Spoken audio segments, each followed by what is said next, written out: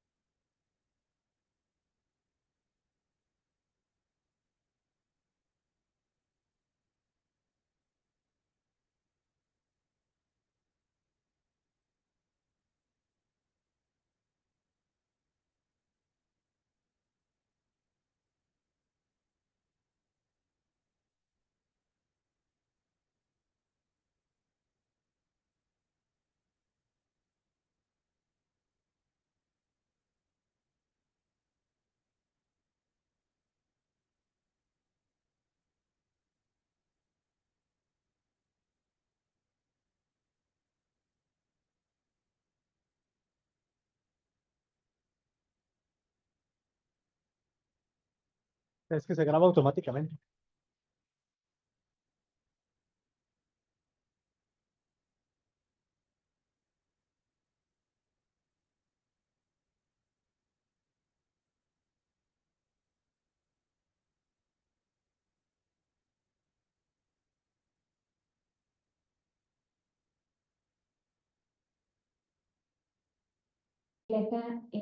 Hoy como vocal del Comité de Ética en Investigación del Instituto Jalisciense de Salud Mental y en el Comité de Unidad de Género de la misma Comisión de Arbitraje Médico. Abordará temas clave como el método clínico, la relación médico-paciente y los desafíos actuales en la práctica médica. Se analizará el impacto de la tecnología en la medicina, sus beneficios y riesgos, así como la importancia de la ética y la regulación de las responsabilidades profesionales. Y el tema del día de hoy es herramientas para una práctica médica segura y su marco legal. Le damos la bienvenida a las ponentes, por favor.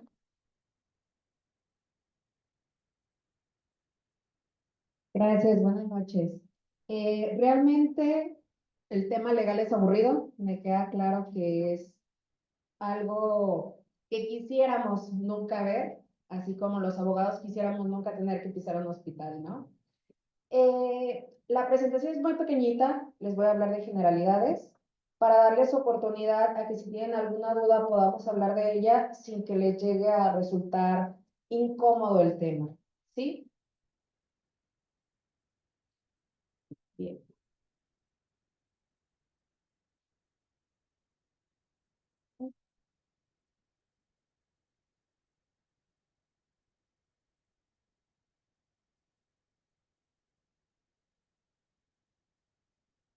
Bien, vamos a empezar con el tema de los errores médicos y el impacto que pueden tener legalmente. Un error médico se puede definir como una acción incorrecta cometida por un profesional de la salud. Hay muchas cosas que pueden salir mal. Y también tenemos que tener en cuenta que si bien es cierto, muchas veces el paciente tiene una responsabilidad o es negligente de manera inexcusable respecto de su tratamiento, no es apegado al tratamiento o es un mal paciente, realmente vamos a tener alguna secuela, alguna Podemos hablar de todo lo que son las complicaciones esperadas más no deseadas de un procedimiento, de un proceso o de un desapego del tratamiento. Lamentablemente, al final, los médicos están en boga ahorita. Les puedo decir yo que en los 10 años que tengo de práctica especializada en responsabilidad médica, del 2020 para acá, mi trabajo ha crecido entre 10 y 20 veces más o menos. La pandemia le trajo a los pacientes esta idea de oportunidad en la que llevan, hacen una denuncia, suena feo, pero si pega bueno, si no, pues el paciente no está gastando y el paciente no tiene consecuencias. Entonces, lamentablemente estamos viendo un incremento bastante alarmante en los procedimientos legales aperturados en contra de profesionistas de la salud. Anteriormente veíamos más esta clase de procedimientos instaurados en contra nada más de la parte quirúrgica. Entonces, pues era como que se preocupe el cirujano, el resto de especialidades que no entramos a quirófano no vamos a tener consecuencias. Y lo cierto es que cada vez estamos viendo más, tanto dentistas como rehabilitadores físicos, como todas las áreas alrededor de la práctica clínica que puede llevar o no aparejado un acto quirúrgico, cada vez más mezclados en temas legales. Tenemos 4 tipos de errores médicos que reconoce la Suprema Corte de Justicia. Están los errores de diagnóstico, cuando un médico no reconoce o no identifica correctamente una enfermedad o condición. Lamentablemente, si bien es cierto que la medicina es una ciencia de medios y no de resultados, también es cierto que, bueno, hay esta idea del paciente de que con la medicina basada en evidencias y la estandarización de la medicina a nivel internacional, tenemos como la facilidad o creemos que todas las enfermedades se van a presentar de igual manera en todas las personas. Cuando vemos signos o cuando vemos sintomatología que no va acorde a lo que nosotros reconocemos dentro de una enfermedad o de un espectro de enfermedades, entonces estamos sujetos a un proceso precisamente por una posible falta o un error de diagnóstico. Puede haber un error de tratamiento cuando el tratamiento resulta inadecuado o se omite uno que es necesario, los errores quirúrgicos, que es lo que más escuchamos, y los errores de medicación. También estamos viendo, y aquí me voy a permitir hacerles una recomendación, siempre que ustedes prescriban algún tipo de fármaco, así sea, no sé, algún AINE, por simple que ustedes crean que es la receta, procuren hacerla en máquina, porque hemos tenido casos en donde prescriben, por ejemplo, algún tipo de corticoide o algún tipo de AINE, y el paciente lee lo que quiere, o en la farmacia leen lo que quieren de dosis, a pesar de que cuando están haciendo la receta ustedes se le están leyendo al paciente. El paciente o el farmacéutico pueden leer lo que ellos quieran. Entonces, ahí vienen estos errores del suministro del medicamento. Hay aumentos de medicamento que no deben de tener los pacientes y estos casos, lamentablemente, sí se han llegado a tener condenas en contra de los médicos que suscribieron las recetas. Tenemos lo que conocemos como negligencia médica y mala praxis. Para que un error médico sea considerado negligencia o mala praxis, desde el punto de vista legal, necesitamos que haya falta en el deber de cuidado, en donde no hay un nivel razonable de atención al paciente, un incumplimiento del deber, en donde fallamos en esta relación con los estándares, la causalidad. Antes de mi atención, el paciente tenía o no un problema que él identificaba como un problema de salud, y posterior a mi intervención lo presentó. Y debe de haber un daño. Lamentablemente este daño, y esto se ha vuelto muy recurrente, incluso lo reconocen como cicatrices. ¿Qué pasa en Jalisco? Cuando presentamos una denuncia, las lesiones se califican de conformidad al tiempo que tardan en sanar. ¿Ustedes conocen algún acto quirúrgico que tarde menos de 15 días en sanar? No, ¿verdad? Y sabemos que pueden ser electivos o necesarios. Y aún así, la cicatriz que resulta de ese acto y el médico del Instituto Jalisciense, sabiendo que es un acto quirúrgico, lo califica como tal. Lesiones que tardan más de 15 días en sanar. ¿Qué pasa? Que usted se enfrenta a una penalidad de entre 5 y 8 años de prisión, más pérdida del ejercicio profesional, más multa. Eso en un caso relativamente bueno, si ustedes anteriormente no tenían ninguna multa de tránsito, tomando en cuenta que sea la primera vez que tuvieron un problema, quizás podamos conmutar una pena de menos de 4 años de prisión. Pero es lo que estamos enfrentando. ¿Qué pasa? Nos vinculan al proceso con lo mínimo indispensable. ¿Lo operó? Sí. Ni modo. Vengas el proceso.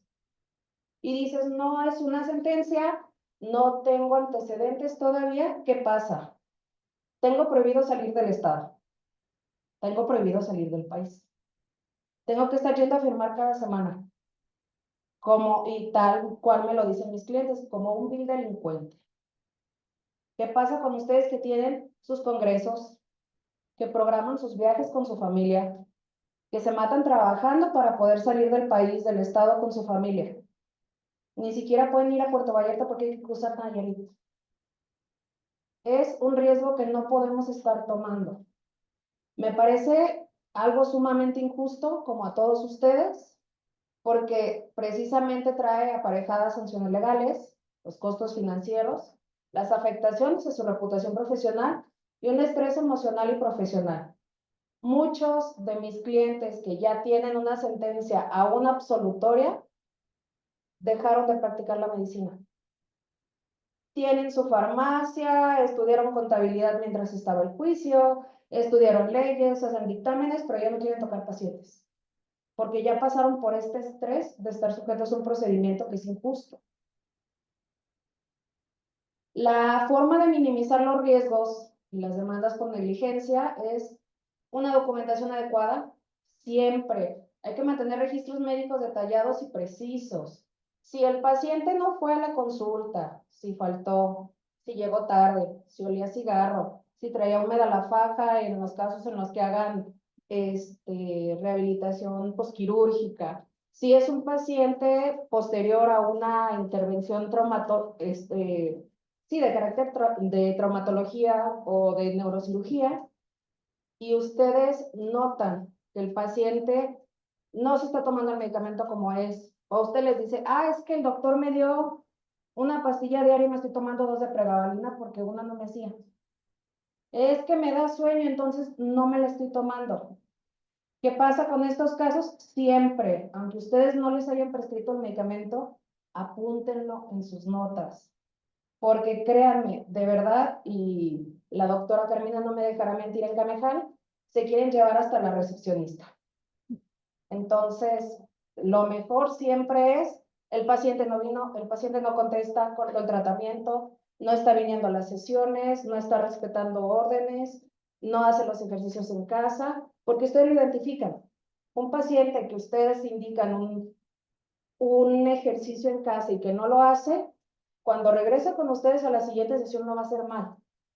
Siempre, todos esos detalles, aunque parezcan mínimos, aunque no sea de competencia como tal de su especialidad, o ustedes sientan que ya el trato con el paciente es lo suficientemente cansado, que me queda claro que lo es, siempre procuren consignar en sus notas médicas, en sus expedientes, todos los detalles posibles de la atención del paciente, sobre todo cuando no sean bien apegados a tratamiento. Siempre los consentimientos informados no pueden faltar. Después me tocan los consentimientos informados muy bonitos, firmado por el paciente. No viene firma del médico, no viene sello del médico, no vienen las firmas de los testigos. Ese consentimiento en nada es casi lo mismo. Realmente llevan una responsabilidad también por un mal llenado del expediente clínico. Mis recomendaciones con un consentimiento informado es asegurarse siempre que el paciente está comprendiendo los riesgos y beneficios de un procedimiento y darles la oportunidad a los pacientes de hacer preguntas. El consentimiento es una protección legal clave para ustedes, no es para el paciente.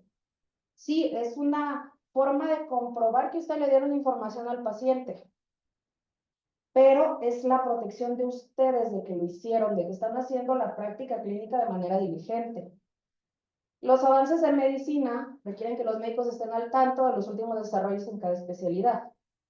Hay delitos que la Ley General de Salud reconoce, en los cuales, por ejemplo, la usurpación de profesiones, hay muchos estados en México, por ejemplo, Coahuila es uno de esos estados, en donde no basta con que tengan una especialidad. Si no están colegiados y si su cuota o su certificación no está vigente al momento de que ponen su práctica clínica, en práctica vaya, ustedes ya están generando un delito que se llama usurpación de profesiones. En muchos estados en México, o para el conocimiento popular, la usurpación de profesiones se acababa cuando yo soy el profesionista que digo que soy y tengo la especialidad en mi cédula. Pero ¿qué pasa con la Ley General de Salud con las modificaciones? Y ya nos le agrega un parrafito que dice que se encuentren con la certificación vigente acorde a su especialidad. Ese vigente acorde a su especialidad, ¿qué hace el legislador de cada estado? De conformidad con lo que diga la Ley General de Salud. Estamos cometiendo un delito nada más por no estar certificados. Entonces, son temas que son muy delicados, que son cositas que a veces vemos muy chiquitas. Yo tengo médicos que me dicen, es que tengo 30 años con ustedes y nunca había tenido un problema. Pues esta primera vez va a tronar todo lo que no ha hecho toda su práctica anterior.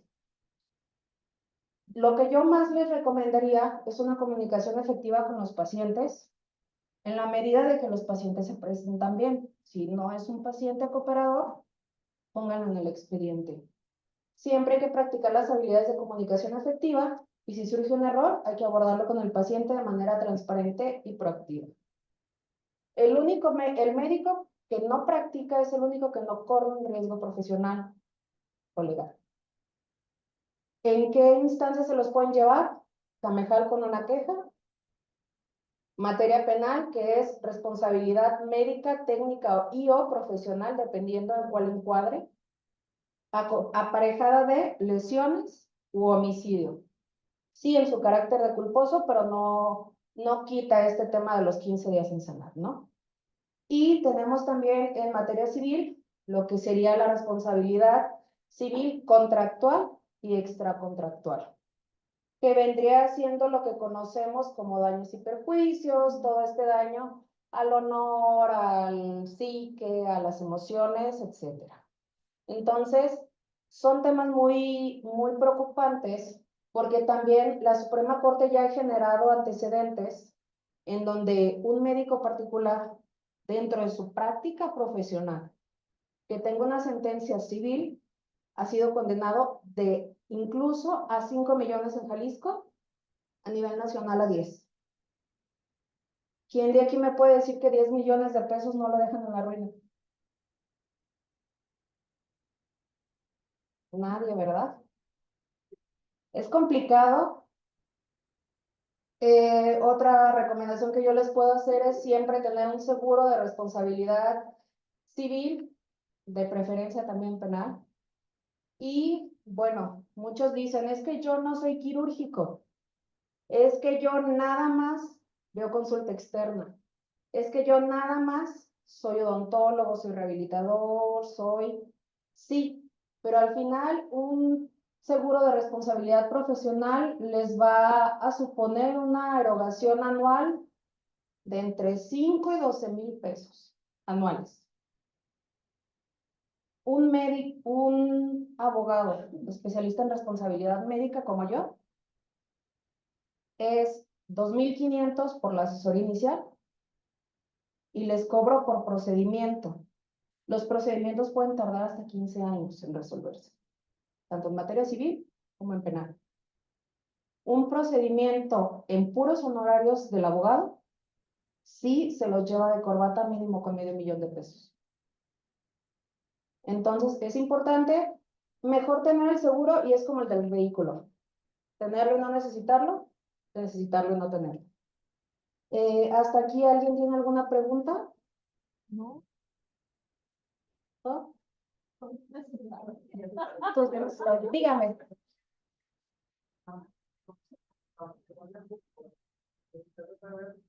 ¿Cuáles son? Yo sé que estamos aquí con toda América, pero por ejemplo, en este caso, nosotros tenemos a alguien bien cercano a nosotros que trabaja con nosotros, que es terapia física. Sí. Me gustaría saber, ¿tienen ustedes ya en la actualidad demandas, procesos que van contra fisioterapeutas, terapia física? Que eso es un mundo de, ya hablaremos de eso, yo creo, de muchas cosas, ¿no? Pero ¿ya los tienen ustedes o no Sí. se presentan realmente? Sí, tenemos muchos procesos instaurados y les voy a decir otra cosa, dice la doctora Carmina que ya los asusté, pues los voy a acabar de asustar. Lo que yo más veo es mucha carroñería profesional. ¿Qué pasa? El trauma los opera. ¿Y qué les dice el trauma?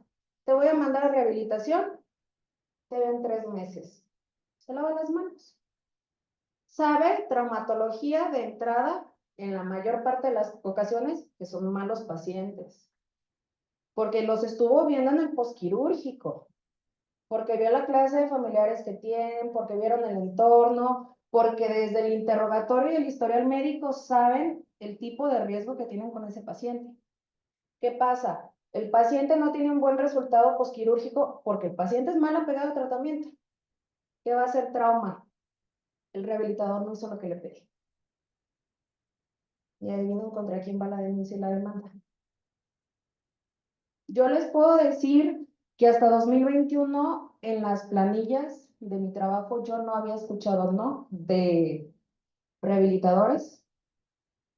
Y si les soy muy honesta, yo, como la mayor parte de la población, conocía rehabilitación física para las lesiones nada más.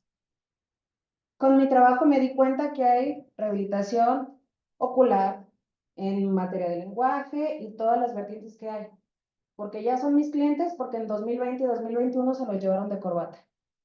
¿Qué pasa? En 2020 las clases se hacen en línea, los niños tienen mayor exposición a pantallas, tienen menor interacción en vivo, hay muchos problemas ya visuales, de lenguaje, de desarrollo, de esta interacción social. ¿Y a quién mete al baile mamá y papá? Mamá y papá no van a decir, es que yo no le puse la atención que necesitaba. Mamá y papá van a decir, es que yo le pagué al rehabilitador 10 sesiones. Oye, pero me la trajiste 5, pero yo te pagué 10. Y ya no me quisiste recibir después de 6 meses. A ver, espérame, es que el resultado que yo te puedo garantizar ya no hay. Pero lamentablemente a partir del 2021 vino un oleaje muy fuerte de rehabilitadores y de dentistas demandados o denunciados que no sabían ni qué hacer, que fue literalmente, es que le hablé a mi amigo que es trauma y me recomendó con ustedes. Y así nos han llegado, porque lamentablemente, insisto, la pandemia hizo que la gente dijera, yo puedo iniciar un proceso y no va a pasar nada. Y lamentablemente sí es así. La persona puede poner una denuncia y hacerlos a ustedes pasar un calvario. Si ustedes le pagan, la señora ya ganó. Si ustedes no le pagan, la señora no perdió ni un centavo porque el Ministerio Público es gratuito. Ni siquiera va a gastar en abogado. Entonces, por eso yo les recomiendo siempre estar bien protegidos, por quien ustedes quieran, pero siempre busquen la manera de protegerse. ¿Alguna otra pregunta? Por mi parte sería todo, los dejo con la doctora Carmina.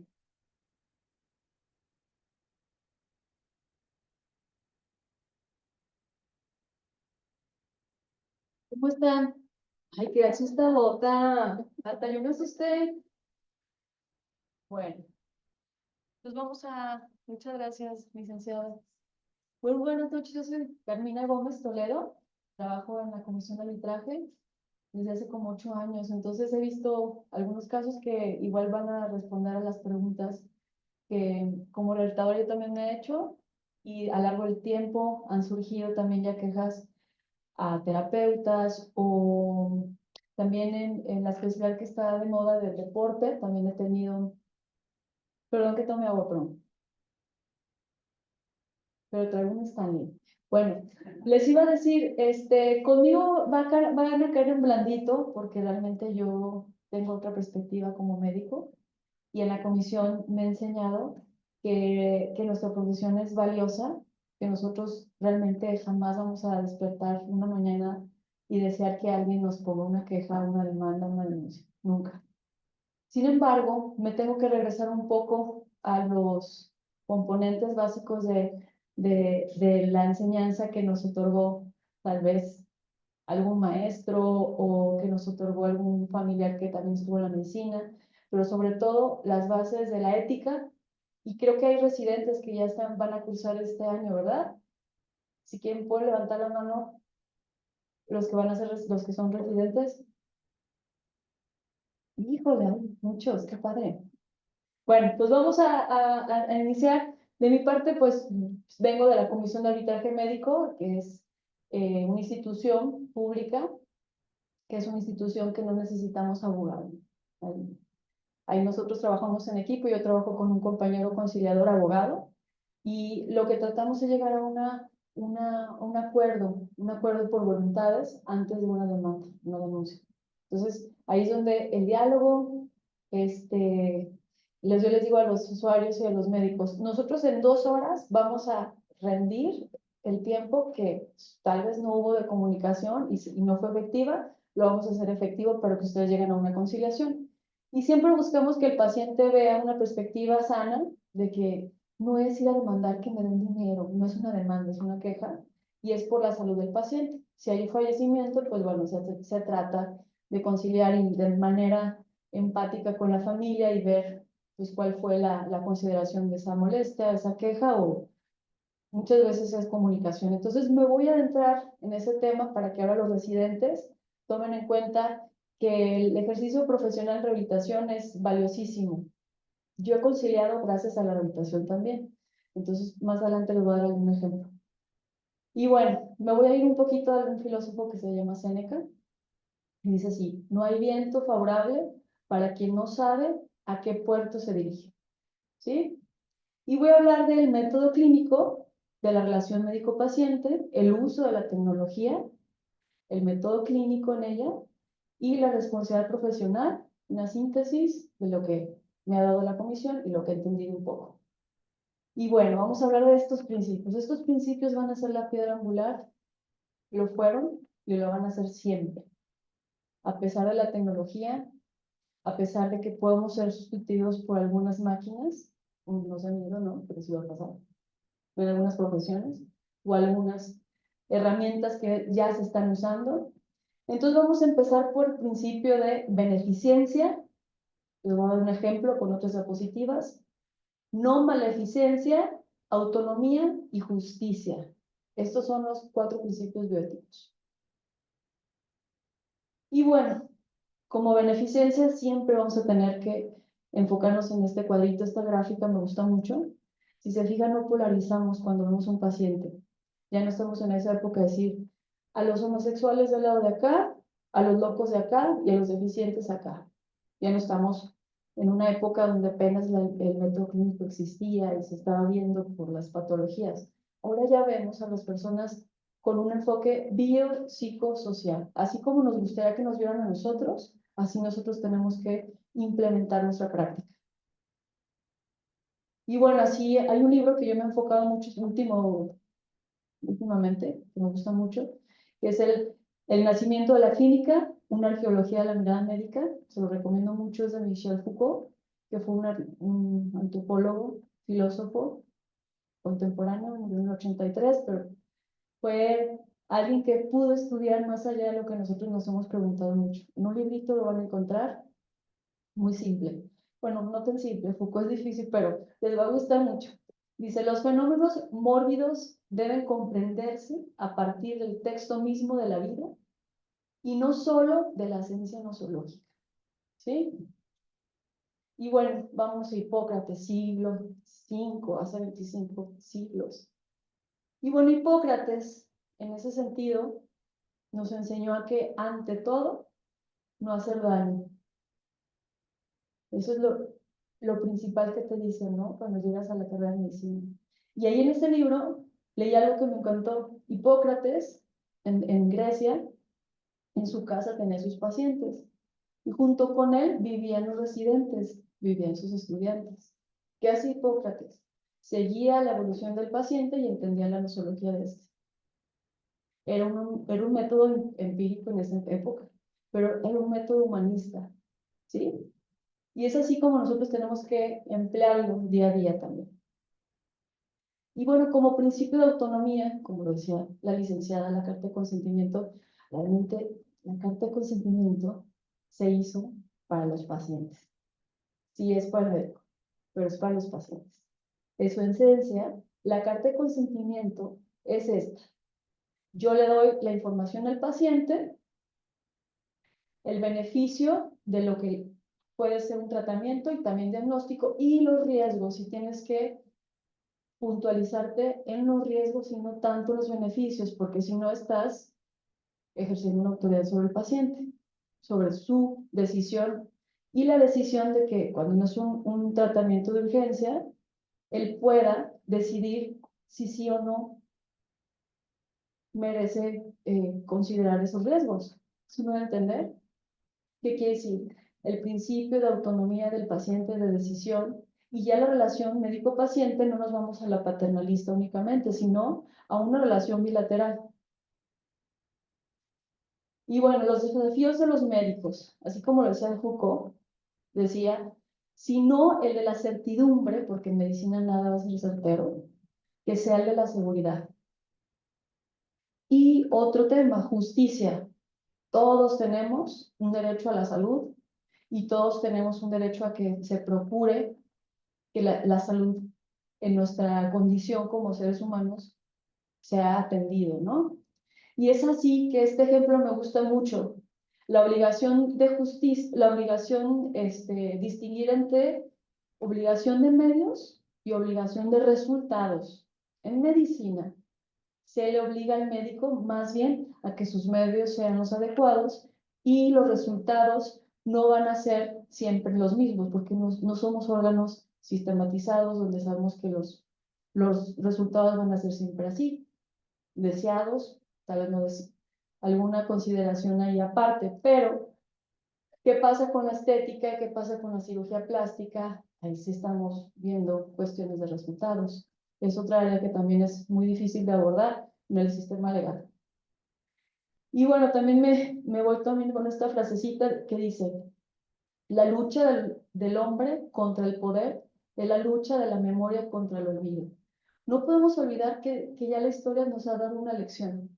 Ahora que estamos en los cambios de paradigmas con la tecnología y con la evidencia de que los pacientes con ese ámbito de ser como, me imagino que ustedes han sentido eso, la demanda que tienen los pacientes con ustedes de atención con el WhatsApp. Son demandantes, son de resultados instantáneos. Entonces ya es otra consideración por la tecnología que nos tiene pues más pegado a ella y lo usamos como herramienta, pero también puede ser un talón de Aquiles para nosotros. Y bueno, ¿cómo nació esto de la medicina? ¿Cómo nació esto de darnos esta visión que los médicos ya no le dejaron, ya no dejaron en las manos de los sacerdotes o del misticismo antes de la Revolución Francesa? Pues hicieron las instituciones, se formaron médicos, ya se asignaron a hospitales especializados y nos dejó, pues evidentemente, la facultad de tener más normativa para nosotros, ¿sí? Que no se queda en las manos del pueblo la salud de ellos. O sea, ya el Estado estaba procurando que los médicos estuvieran más alineados. Y bueno, esta frase también me gusta mucho porque dice que la lucha contra las enfermedades debe comenzar por la guerra contra los malos gobiernos. Esto es real y nos está pasando hoy en día. Y así como se ha visto, para no hacer el cuento más largo, Foucault, a diferencia de antes de la Revolución Francesa, él observó que la cátedra en medicina era como nos está pasando hoy en día. La cátedra de medicina era, pues, solo para privilegiados, algunas veces, deficiencia en la demanda con la práctica ya profesional, no se le enseñaba a los alumnos como ya cuando salen a la práctica lo que realmente necesitan saber. Y sí, la verdad nadie nos enseña muchas cosas fuera de medicina que necesitamos día a día, ni las cuestiones de contabilidad, ni administrativas, ni la cuestión legal. Y también la demanda tecnológica que tenemos ya que saber. Baja satisfacción al estudiar medicina también, muchas carreras, muchos especialistas, mucha oferta académica, carreras que están siendo ya de moda y que realmente pues hay trabajo, pero no se está haciendo algo ético. Entonces es aquí donde pues cuántos siglos y seguimos igual. Y bueno, entonces la Revolución Francesa pues sí nos trajo algo de ética hacia nosotros.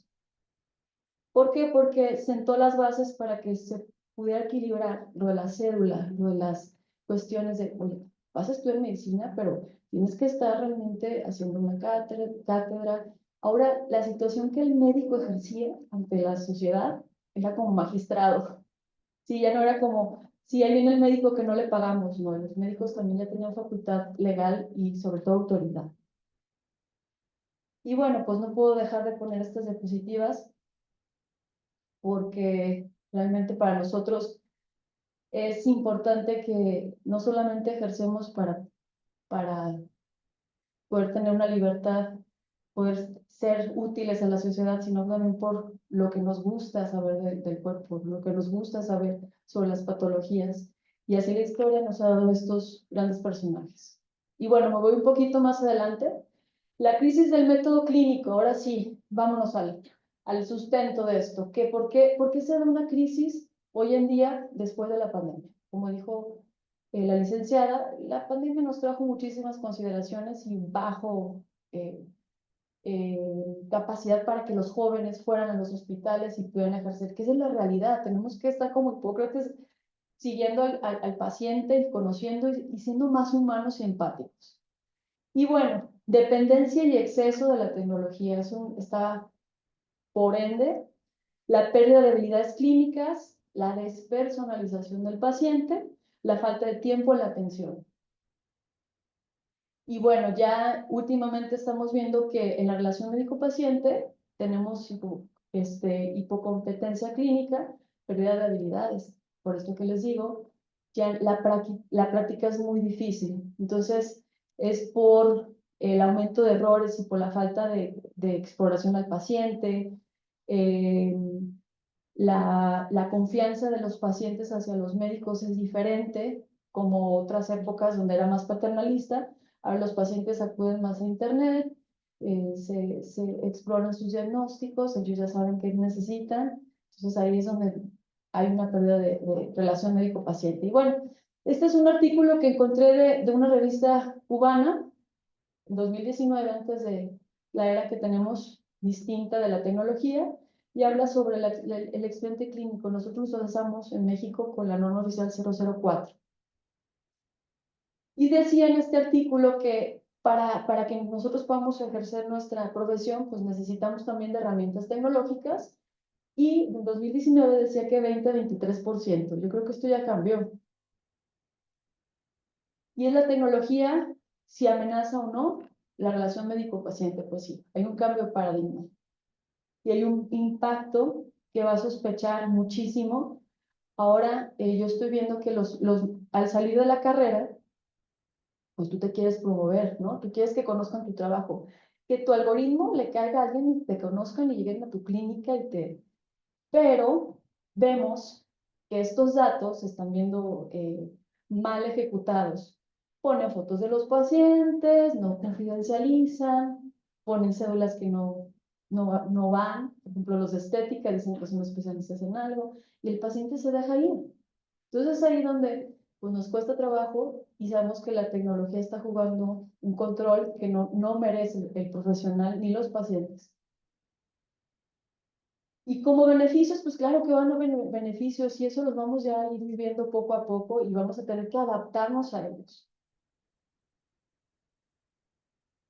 Miren, también aquí del 2024 al 2029 se perfila que va a haber un aumento por ejemplo, en inteligencia artificial. Todo lo que se va ya a invertir fundamentalmente es grandísimo. Vamos a tener que estar ya informados en esta área. Y bueno, este cuadro me gusta mucho porque aquí en este artículo hablaba sobre qué profesiones pueden estar en riesgo en un futuro y vamos a ser reemplazadas por algunas tareas, ¿sí? Arriba, en la parte de arriba, son las que interactúan más con el paciente. Por su proceso natural, va a ser muy difícil que te reemplace una máquina. Es irreemplazable la inteligencia de los humanos, con el paciente, con el humano. Eso es irreemplazable. Por ejemplo, un psiquiatra, un médico internista, está en la parte de arriba, medicina general, endocrinología. Nosotros estaremos aquí en medicina del deporte, creo. Estamos como un poquito perdidos aquí. Sí, sí, es un proceso creativo, hay cosas diferentes cada día. Sí usamos la tecnología, pero todavía estamos en la línea de interacción con el paciente. Los que usan más datos, pues, son radiología, oftalmología, dermatología. Aquí está jugando un papel fuerte, porque va a haber condiciones de softwares que ya van a ver las lesiones. Y pues geriatría, sí como auxiliar, pero yo creo que todas estas especialidades, por su naturalidad, vamos a seguir y continuaremos. Pero bueno, ya en otro tema, pues Juan Villoro en este libro del 2024 me gusta mucho, dice que la tecnología va a redefinir la identidad que tenemos nosotros como personas, nuestra forma de conocimiento e interacciones cotidianas. Esto ya. Y aquí les voy a dar un ejemplo que fue y en una época muy difícil. Este soldado, Stanislav Petrov, pues dejó un legado y se reconoció muy grande lo que le pasó en un día en una guardia que tuvo. Pues el muchacho estaba de guardia, tenía 42 años. Ahí lo habían dejado en una base para identificar con un radar si había bombardeos. Y el radar marcó que sí. Pero se le hizo rarísimo porque su pensamiento dijo, no, esto es un falso positivo. Él procesó el reconocimiento de estos centellas y dijo, no, no puede ser. ¿Cómo que dos? Si quisieran bombardear Rusia, los gringos, y se acordó cuando tú viertes el té en una taza. No saben, jamás por goteo me va a servir el té. Yo me lo serví así y nunca avisó. Se enteraron sus jefes al día siguiente y no, pues fue mal. Pero si hubiera avisado, Segunda Guerra Mundial, mi muchacho. Tercera, perdón, ya estábamos después de... Entonces es lo que nosotros tenemos que entender. ¿No? Se lo reconoció, esta es una foto de National Geographic, se reconoció muy grande esto. Y es realmente, tenemos que saber tomar decisiones y no solamente enfocarnos a los estudios clínicos. A ver, por favor, hay muchos falsos positivos, falsos negativos. Nuestro criterio médico es el que va a prevalecer, nuestra práctica médica sea la correcta. Y bueno, responsabilidad, en la parte médica, pues tenemos que entender que si hay un daño, se debe de buscar la culpa. Y esta va a tener una relación causal. ¿Qué quiere decir? Si a ti te hablan de la comisión de arbitraje o una demanda, van a ver todos los del expediente y puede que tú hay un tramo de responsabilidad con los médicos que están ahí involucrados en el actuar médico. Pero la relación causal va a estar en tus manos o no. Entonces, esto es lo que nosotros tenemos que tomar en cuenta.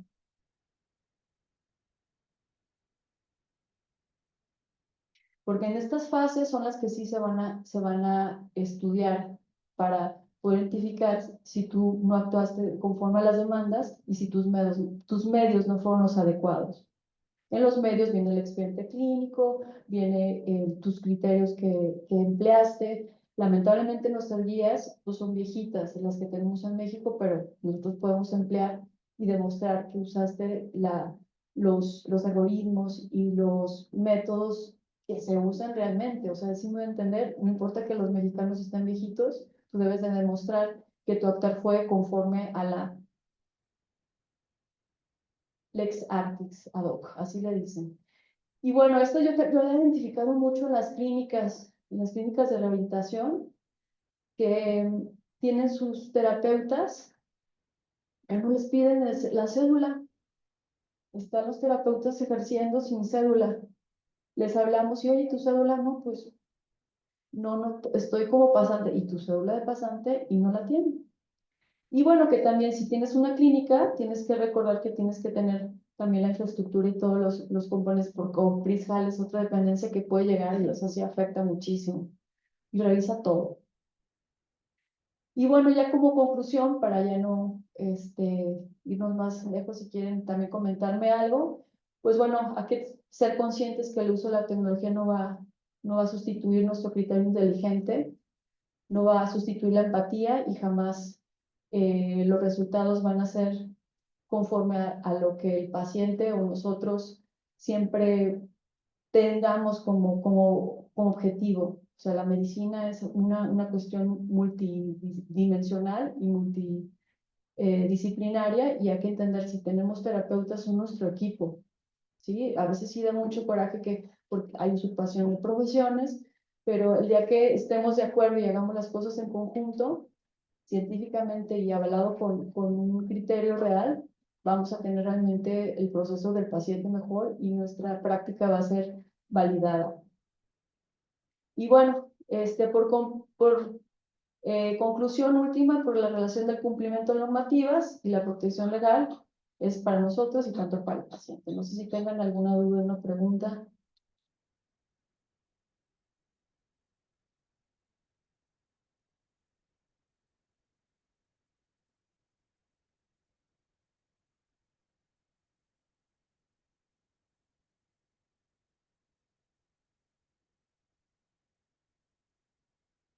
Gracias, doctora. Y bueno, efectivamente, como dice al principio, sí, la licenciada nos deja un poco asustados. Y a veces, bueno, escuchando todo esto, de repente decimos, ya hasta derechos humanos es el que menos miedo nos da, ¿no? Viendo todos estos procesos, porque muchas ya actualmente hemos tenido también quejas en la práctica, afortunadamente no me ha tocado, pero hemos tenido quejas de pacientes que se quejan de que cuando lo exploraste, tú los lastimaste. Entonces, de repente, así hubo una queja de derechos humanos, afortunadamente. Obviamente, pues, como dices, pues ahí estaba el expediente y todo, ¿no? Pero efectivamente, entonces eso nos está llevando como con los gringos, ¿no? La medicina defensiva, ¿no? Pues, señora, muévase, yo desde acá lo veo y pues tomo el estudio, pido la radiografía y pues finalmente, bueno, estamos así, como dices, defendiéndonos antes de que nos peguen. Pero sobre todo, pues sí, lo que se ha demostrado siempre, ¿no? La relación médico-paciente es la principal, ¿no? La principal que debemos de cuidar. Hemos encontrado estudios en los que también dicen que, pues a veces, aunque no hayas hecho el tratamiento correcto, si lo apapachaste no se va a quejar. Entonces, sí, de veras, en alguna ocasión así, La así rehabilitación, ¿verdad? y bueno, afortunadamente la rehabilitación, esa es la parte bonita, ¿no? De la papachada. Pero bueno, sí, sí, yo creo que como nos sugirieron, y pues felicitarte, igual que extensiva a la licenciada, pues hacer las cosas bien en lo que nosotros hacemos, ¿no? En lo que podamos y que quede todo bien registrado en nuestros expedientes, que va a ser la mejor defensa que podamos tener ante ese paciente que a veces busca alguna ganancia secundaria, ¿no? Pues, No, gracias.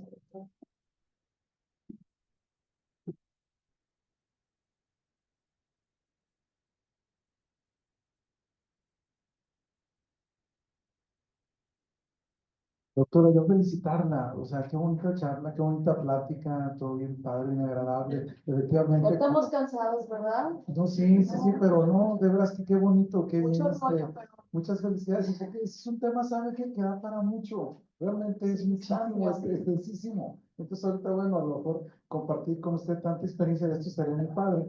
Yo solamente, bueno, comentarles, bueno, yo casi tengo 30 años en la práctica privada. Entonces, yo creo que luego de repente aquí a los muchachos, a los médicos residentes, mejor se asustan, ¿no? Si no se asusten, porque bueno, yo, gracias a Dios, en 30 años no he tenido una sola demanda en esos 30 años, ¿no? Entonces yo creo que lo que decía la doctora Caro, efectivamente, la relación médico-paciente es importantísimo. O sea, eso es vital. Si tú tratas muy bien a tu paciente, no vas a tener ninguna inconveniencia. O sea, nunca hay problema, ¿no? Y usted pues habla, usted es la experta aquí y seguramente sabe más que yo de todo eso, ¿no? Esa es una. Y la otra es que, bueno, es bien diferente la práctica privada a la práctica institucional. De veras, o sea, yo creo que la calidad en la atención, no sé cuál sea la opinión de ustedes, ¿no? Pero debe ser la misma, ¿no? Pero en la práctica privada, híjole, yo creo que, yo siento que no la exigencia, pues es mayor, cada vez tienes pacientes, no sé si en la institución actualmente se verá esto, pero más irascibles, más irritables, más exigentes, más todo, y tienes que estar ahí al pendiente. Entonces, yo comentarles, por ejemplo, algún caso, siempre a los pacientes, algunos traen luego chocomil mental, pero es una realidad, ¿eh? Traen atrás cosillas. Una vez una paciente me dice, doctor, ¿sabe qué? Estoy muy incómoda, estoy molesta. ¿Pero por qué? Me sentí tocada. Me sentí que el paciente, que el médico me tocó. Que el paciente, sí, como que se pasó de más conmigo. Yo acá, oye, ¿qué fue su consulta? Era de hombro. Y entonces, pues yo, oiga, pero ¿qué médico? Pues es que no tal, pues, no, pues es un doctor increíble, excelente, extraordinario. ¿Y qué pasa? Voy entrando al consultorio del doctor y estaba revisando a un joven precisamente de hombro. Y resulta que el doctor estaba revisando, pero haz de cuenta que estaba tocando así, así. Pero pues otro joven estaba revisando un brazo, entonces a lo mejor algunos lo hacemos así. Y con eso ella ya se había sentido tocada, que sentía incómoda y muy mal, que iba a hacer no sé qué. Entonces, pues, ¿no sabe qué? Si es que esto no va por ahí realmente, o sea, qué cosas trae por ahí, etcétera, etcétera. Entonces, la psicología también del paciente en la práctica privada, muchos, pues traen mucho comida, es tremendo, ¿no? Recordar que el factor emocional, pues es tremendísimo, ¿no? Y finalmente, bueno, aclarar, no tengo nada contra los terapeutas, son grandes amigos, son grandes compañeros, yo soy partidario que hagan las cosas bien, y contribuir para que ellos hagan las cosas bien, porque como enemigos no funciona, no somos así, y no va por ahí la situación, ¿eh? Quien piensa eso está mal, porque realmente son nuestros brazos derechos, trabajamos en conjunto, y hay que ayudarle, ¿no? Porque a lo mejor pensar, el doctor no quiere los terapeutas, nada de eso, ¿no? Pero felicitarle y muchas gracias por la charla del día de hoy. Muchas gracias, te agradezco. Gracias. Voy a hacer el complemento de la anécdota. El médico era yo. No pasa nada. Eh, yo no soy mexicano. Ujú. Entonces, vengo de Cuba, que tiene otra idiosincrasia. O sea, es importante eso también que influye. Venía también de una práctica totalmente social. Bueno, existe la medicina privada. Pero si algo saben de clínica son los cubanos, ¿no? Ah, entonces, Por eso agarré ese artículo. a mí en clínica me enseñaron que se palpa con la mano completa. Sí. Si tú palpas con los dedos, te estás perdiendo cualquier cantidad de información. Entonces, a la hora de palpar, yo palpo así, porque fue como me enseñaron. Y entonces, de ahí el resultado, para que vean las implicaciones de idiosincrasia, de diferencias de escuelas, que nos hemos tenido que ir adaptando a ese proceder. Wow. Gracias. No, gracias a usted, doctor.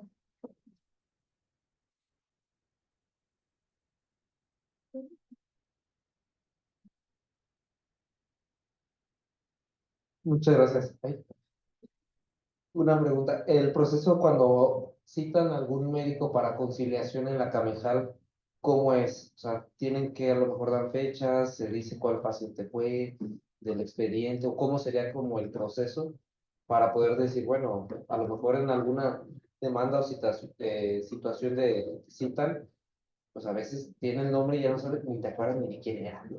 Sí. Entonces en la Camejal, ¿cómo es? Pues ¿Qué no es tendremos que demanda, hacer? es una queja.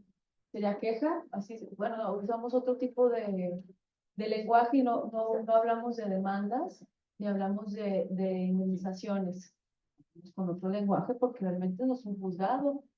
Pero si les llegara a tocar un citatorio, el paciente o ustedes también pueden llegar a recurrir el servicio, porque hay pacientes que a veces son muy hostigosos, por otro día es muy oye, este paciente me está hablando para demandarme que le pague tal tratamiento, ya había acordado con él y me está acosando y le hablamos al paciente, ha sido molesto eso, pero la comisión es para los dos, entonces tenemos que partir de ese servicio. Pero realmente los que llegan a integrar la queja es porque lo buscaron en internet, que existe el servicio, y te llega un citatorio, te notifican, te piden el expediente y te piden un informe y tus cédulas. Y ya te va a atender un equipo conciliador. Yo estoy en el C, por ejemplo, y te explicamos cuál es el proceso. Que es la verdad muy simple y muy a gusto porque no estás en un juzgado, estás en un medio con buen trato, especializado en el tema. Yo rehabilitadores casi no he visto, la verdad, les voy a decir, les voy a ser sincera. De hecho, saqué la estadística y dije, pues, ¿para qué se las muestro? Saqué la estadística y tenía los casos de rehabilitación, ortopedia y neuro. Pues claro que ortopedia se ganó, ¿no? Porque pues es una cuestión postquirúrgica, eh, neuro también. Y rehabilitación yo he visto como en toda mi vida, ahí en la comisión, he visto 2 o 3 casos. Están ustedes bien. De hecho, para mí son mis privilegios porque yo con las conciliaciones digo, a ver, vamos conciliando. ¿Qué le parece un bloque de terapia física? Y los pacientes, ay, pues sí. Y el mandito de mi compañero dice, ella es rehabilitadora.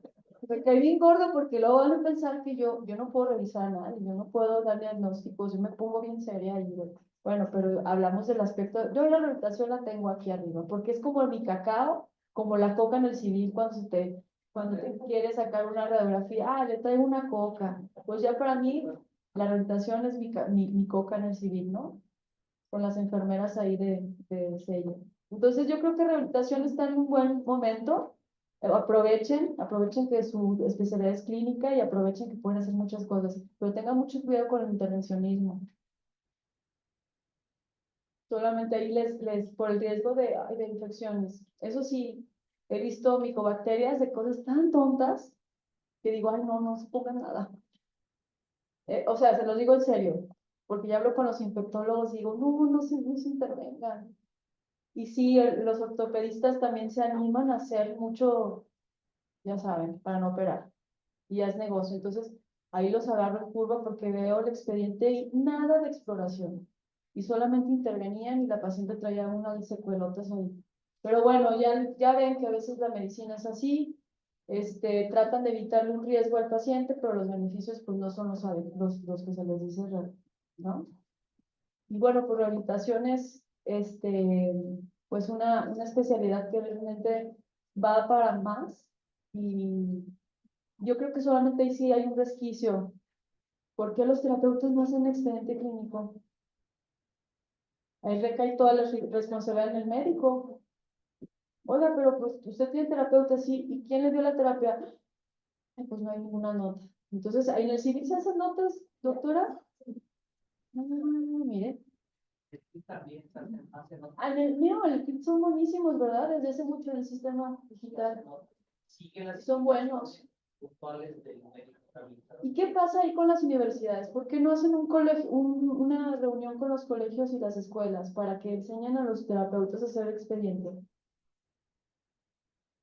¿Sí? ¿O no hay tiempo?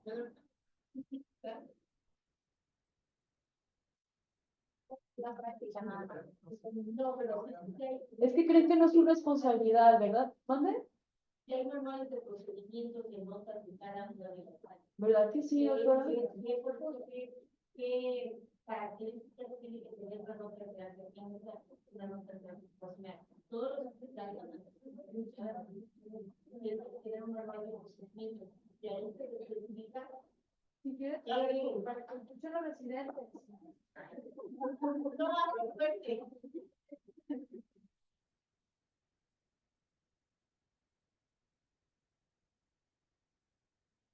Sí, mire, se supone que todas las instituciones, incluso públicas y privadas, deben tener un manual de procedimientos. En el manual de procedimientos debe estar desde las características que tiene la de restricción la del archivo clínico y todos, y qué características tiene que tener cada una de las notas. Por ejemplo, la psicóloga debe de decir cuáles sus evaluaciones, sus test, el terapista físico debe de decir cómo llegó, le tiene que hacer una goniometría, si es un hombro, si es una articulación, le tiene que explicar qué características tiene, cuántas terapias se van a dar de acuerdo a las indicaciones médicas. Sí, cierto que no está todavía muy claro, pero teóricamente en la norma oficial, toda clínica de rehabilitación debe estar coordinada por un médico especialista en rehabilitación. Y cada una de los manuales de procedimientos tiene cada una de las notas que tiene que tener cada característica. Tiene que tener, todas las notas tienen que tener la fecha, la hora, si es médico, los signos vitales, el número de credencial o el número de la cédula profesional, la evolución del paciente, porque cómo lo vieron, cuántas sesiones le dieron, cuáles fueron las características.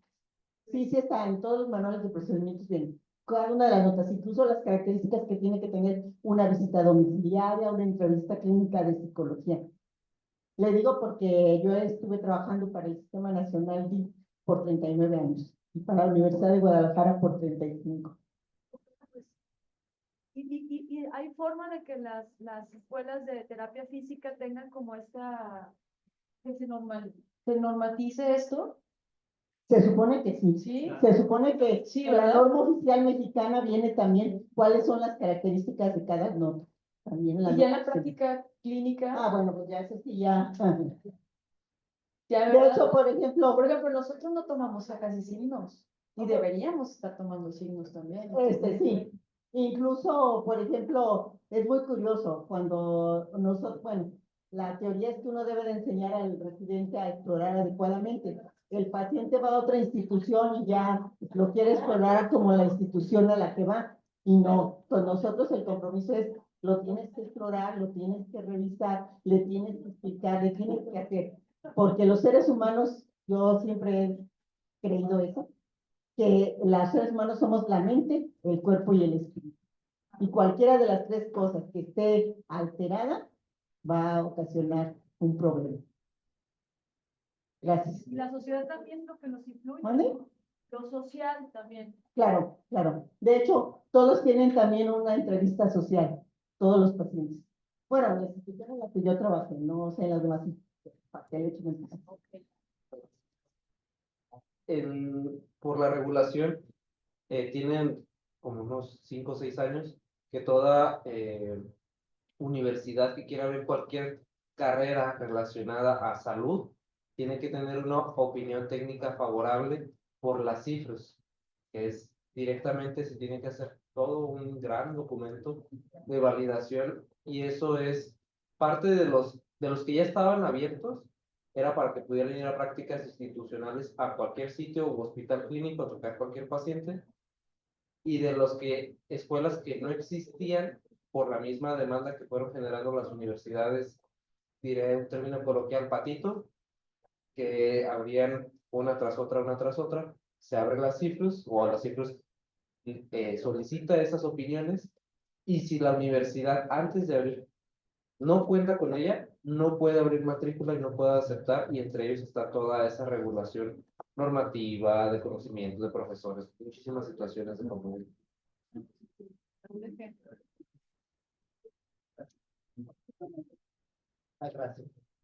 En la Universidad Autónoma de Guadalajara, donde yo daba clases, lo que pude observar es lo siguiente. Cuando estaba en la dirección de la carrera de terapia física el doctor Toño Rojas Morales, había mucho orden en cuanto a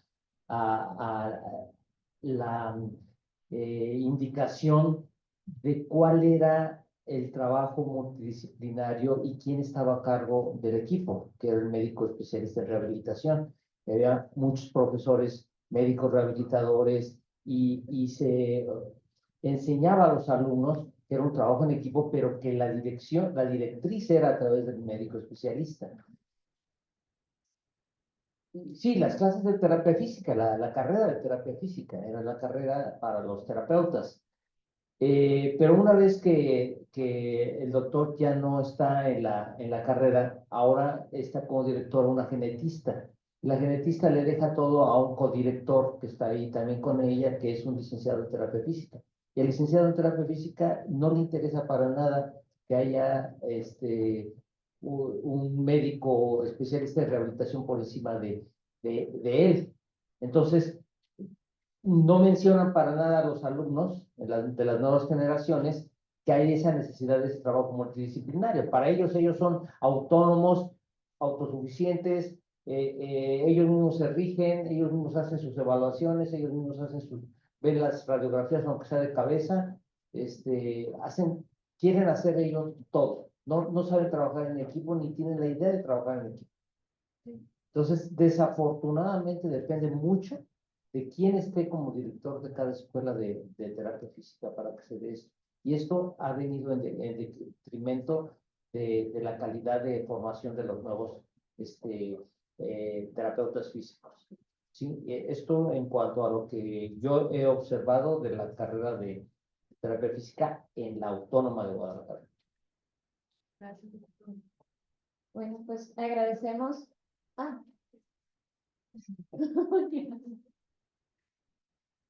Carmina, ¿hay algo más que podamos hacer nosotros como para defendernos o defendernos un poquito en el sentido de a veces somos los que tenemos que dar malas noticias en cuanto a un pronóstico, ¿no? A una funcionalidad y la familia a veces no lo entiende o no lo percibe a pesar de que lo tratas de hacer de la manera más empática, ¿no? Entonces, tú lo puedes asentar en el expediente, a lo mejor que se ponen un poco intensos en la consulta, a veces hasta te pueden alzar la voz, bueno, a mí me ha pasado, afortunadamente ha sido institucionalmente en donde yo me siento protegida y amparada, ¿no? Pero a veces puede pasar en la forma particular, ¿no? En el consultorio. Entonces, a mí me toca trabajar más con pacientes pediátricos o en lo pulmonar, en donde das pronósticos en los que a veces el niño, la expectativa de la familia es de que llegue a caminar y no va a llegar a caminar y les tienes que ir dando como el panorama de que no va a llegar a ser la expectativa que ellos perciben, ¿no? O lo que ellos quisieran. Y tratas de ser, como muy minucioso en lo que se está viendo en el paciente y de lo que no va a poder pasar a pesar de todos los medios o la facilitación que tengamos en la rehabilitación.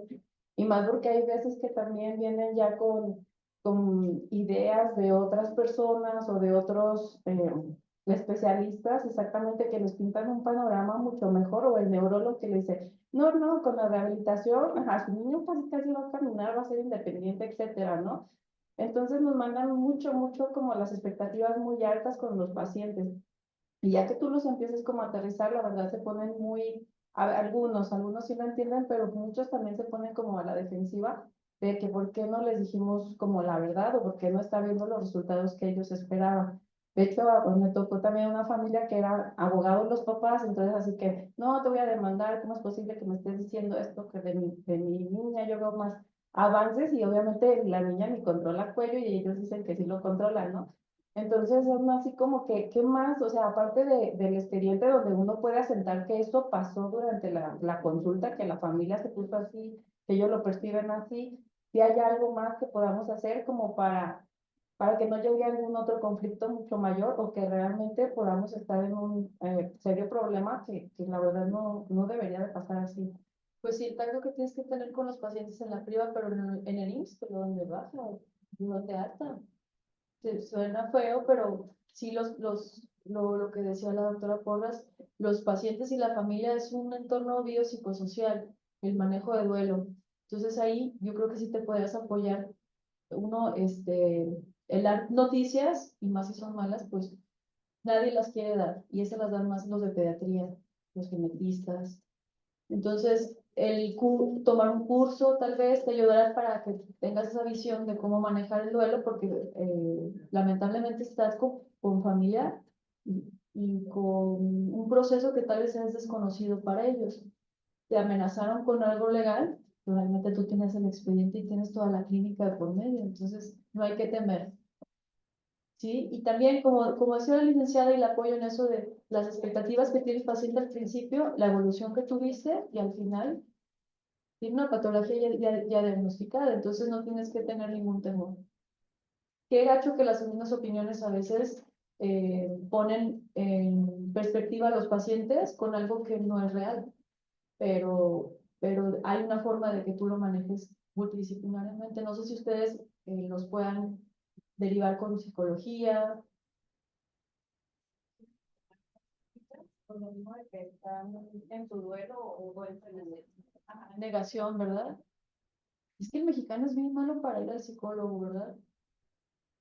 Pero no podemos quedarnos con eso. O sea, no podemos decir, ay, el mexicano es flojo, o el mexicano no quiere, el mexicano es luchón, no, son estereotipos. Nosotros tenemos que tener una cuestión muy institucionalizada de lo que hemos aprendido, pero ya en la práctica clínica, pues tú no estás incurriendo en ninguna negligencia incurriendo en una mala praxis, al contrario, estás dando una noticia que es, claro, contradictoria a lo que ellos esperan, pero beneficiosa también. No le estás haciendo ningún daño, estás poniendo la pauta. ¿Y qué sigue de eso? Ya sabe qué sigue de esto, un apoyo para ustedes, nunca los vamos a dejar de ver como pacientes, o no sé cómo lo manejes, pero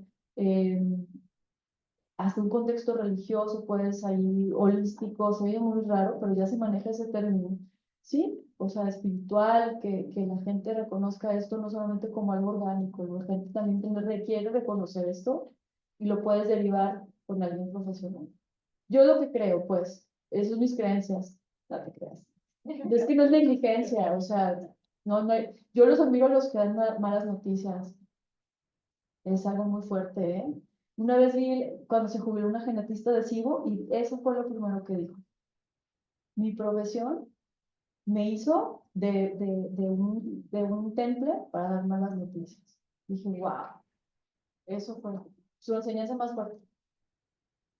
¿Qué onda? Pues ya pasamos al lonche, ¿no? Sí. Agradecemos la presencia de la doctora Carmina y le entregamos su constancia por la participación. Y vamos a pasar a asuntos varios. Le cedo la palabra al doctor Iván Andrade. ¿Qué tal? Buenas noches a todos. En asuntos varios quería mencionar primero justamente nuevamente la invitación a nuestro congreso, noveno Congreso Nacional de Electrodiagnóstico, el primer Congreso de Rehabilitación Intervencionista. Y justamente el programa ya está en la página web de Soprejal. De hecho, de los ponentes confirmados, doctor, tiene al de intervencionismo. El programa ya está descargable también en PDF.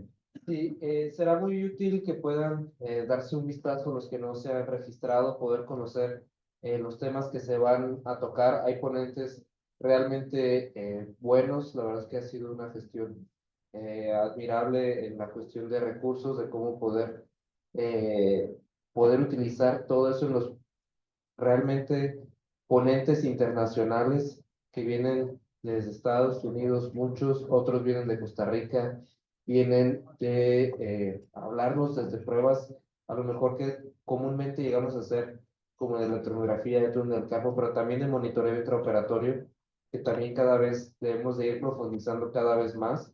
No solamente son los temas comunes, también vamos a hablar de justamente mucho esa parte de poder seguir avanzando en lo que es nuestra práctica profesional. Ahorita es lo mismo que hablábamos, que también, sin llegar a la misma controversia, pero es profundizar cada vez más. Se van a ver desde las ondas, desde la onda de cuándo, dónde, por qué y cómo, un mapa cerebral, un mapeo cerebral en el paciente dormido, ¿sí? Intervencionismo ecoguiado o con cervicalgia, exploración ecoguiada de hombro, que siempre, al final de cuentas, siempre debemos de estar practicando esta parte, de hidrodisección del nervio mediano en túnel del carpo y tratamiento con RF, las nuevas evidencias, ¿sí? Las diferentes, pues, De hecho, de los confirmados está la doctora Mirela Simón, está también el doctor Devon Rubin, que van a estar con nosotros, ponentes internacionales de electro y de también intervencionismo con el doctor Giancarlo Quesada, que va a hacer también intervencionismo e infiltración para manejo del dolor, el doctor Cerillo para manejo de dolor en nervio periférico y el doctor Juan Rojas, que también estará haciendo manejo intervencionista para dolor, ¿no? entonces, perdón, vamos a tener como esa diversidad de temas, si a lo mejor alguien no tiene o no comúnmente no hace electromiografía, pues es hora de profundizar también en la parte de intervencionismo y viceversa. Entonces va a ser un congreso muy, muy rico.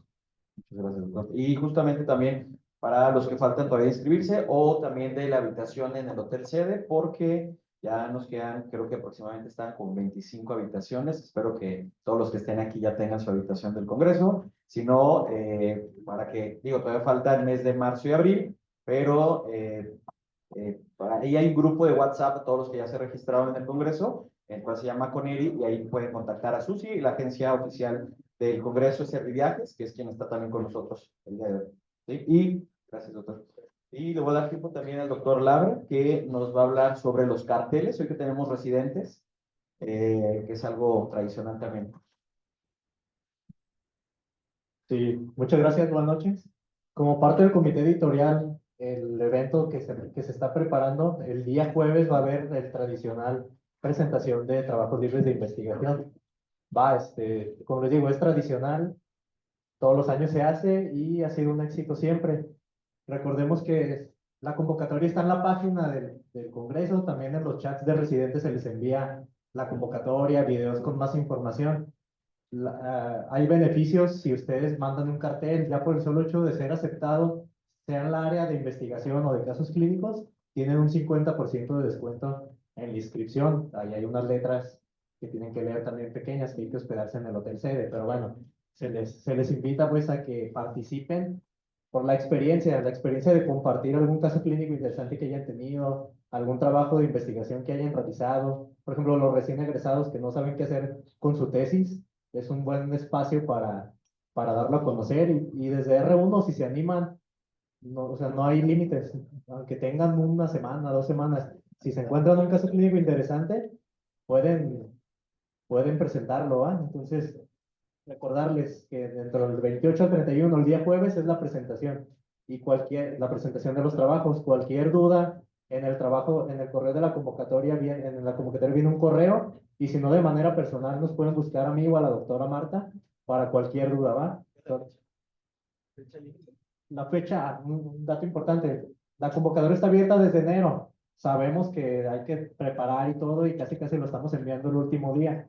Pues ese último día es el 20 de abril, ¿va? Para que 23:59 de la noche, F5 y los que llegaron, los vamos a trabajar, ¿va? Entonces, muchísimas gracias y los esperamos para que participen. Muchas gracias. Y bueno, también hablando justamente de residentes y de normas oficiales, la norma oficial mexicana en cuanto a educación y salud, la EM001 SSA desde el 2022, para la organización y funcionamiento de las residencias médicas se establece justamente en las disposiciones para médicos residentes y los estatutos de la SOCREJAL, artículo 12, capítulo 3, que los médicos residentes deben pertenecer a un colegio médico, ¿cierto? Y más cuando están dentro de la zona metropolitana de Guadalajara y el aval lo otorga la Universidad de Guadalajara, para lo cual también, como es tradicional, presentar a los residentes de primer año que acaban de ingresar a la especialidad de medicina de rehabilitación por diferentes sedes. La doctora Rosy Rábago, jefa de enseñanza del Hospital Civil Viejo, hay residentes del hospital, ¿cierto? ¿Dónde están los residentes del Hospital Civil? Les vamos a pasar el micrófono para que se puedan presentar. Vénganse acá al frente para conocerlos, todos los del civil. ¿Cuántos son, doctora? 6 residentes de primer ingreso del Hospital Civil. Pasen al frente, por favor, para irlos conociendo.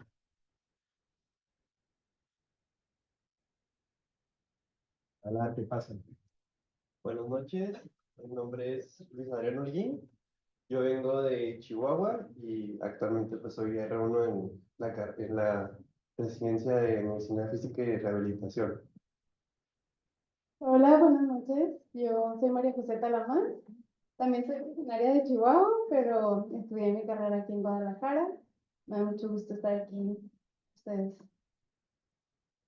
¿Qué tal? Yo soy Daniel Miller, soy de aquí de Guadalajara y pues también aquí estoy en el Hospital Civil. Mucho gusto. Buenas noches. Doctor Luis Eduardo García Armendariz, egresado de la Universidad Autónoma de Chihuahua. De la misma forma, un gusto de conocerlos y acá a sus órdenes. Buenas noches, yo soy Ricardo Cabrera. Soy también de aquí de Guadalajara y pues también en el Hospital Civil Fray Antonio Alcalde. Un gusto. Bienvenidos. Bienvenidos.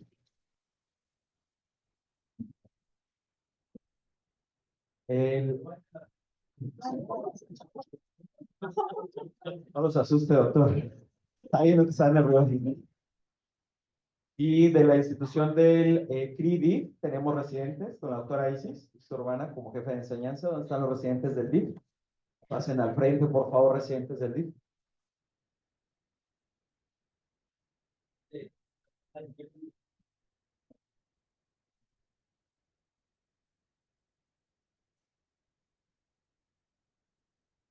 Hola, buenas noches. Soy Arturo Casas, soy originario de aquí de Guadalajara y estoy haciendo el R1 de la de medicina de rehabilitación en el CRIDI. Mucho gusto. Hola, buenas noches. Mi nombre es Francisco Rivera. Soy de Ocotlán y estoy aquí también haciendo la especialidad de CRITI. Hola, buenas noches. Un gusto. Soy Manuel Martín Padilla, originario de San Juan de los Lagos, Jalisco. Me encuentro haciendo la especialidad en el Centro de Rehabilitación Integral DIF. Un gusto conocerlos. Bienvenidos. Bienvenidos. Tenemos de las demás sedes, está la doctora Fertoro, que es jefa de enseñanza, no sé si Centro Médico Viviendo Residentes o del Instituto Mexicano de Seguro Social de la 180. No, no está el IMSS hoy. ¿No? ¿No están? Bueno, bienvenidos a los R1. Hace unos años todos estuvimos ahí como están ustedes. Este colegio ya se ha formado por muchos residentes egresados hace unos pocos años. Bienvenidos. De hecho, ahorita creo que les van a pasar un código QR a los nuevos residentes para que puedan integrarse a un grupo de WhatsApp donde están los residentes de todas las sedes en los cuales también se les están informando sobre las sesiones mensuales, el congreso, los workshops que tenemos. Tenemos una vez por año un taller, curso, y este es el código QR para que puedan agregarse al grupo de WhatsApp. Y no sé si alguien más tenga algo más en anuncios. ¿Nadie más? Bueno, pues muchas gracias a todos por su asistencia y podemos pasar a convivir todos.